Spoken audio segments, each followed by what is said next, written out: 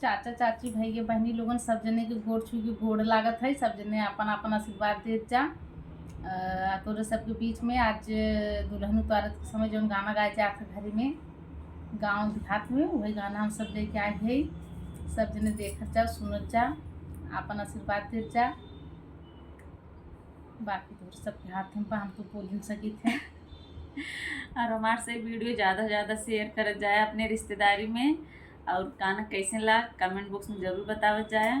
तो सुना दुल्हन धीरे धीरे चलिया ससुर गलिया, दुल्हन धीरे धीरे चलिया ससुर गलिया, ससुर गलिया हो भसुर गलिया, ससुर गलिया हो भसुर गलिया, दुल्हन धीरे धीरे बोलिया ससुर गलिया, दुल्हन धीरे धीरे चलिया ससुर गलिया, दुल्हन सासू से बोलिया मधुर बोलिया, दुल्हन सासू से बोलिया मधुर बोलिया, दुल्हन धीरे धीरे चलिया ससुर गलिया, दुल्हन धीरे धीरे चलिया ससुर गलिया,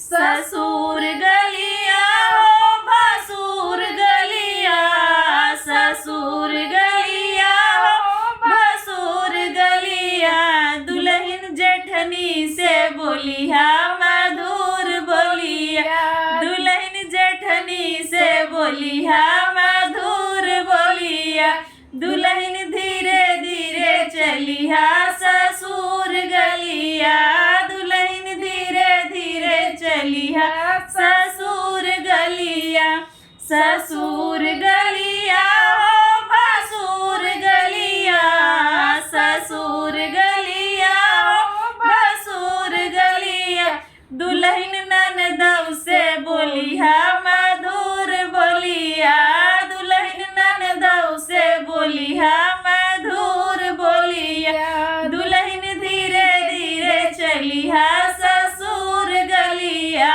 दुल्हन धीरे धीरे चलिया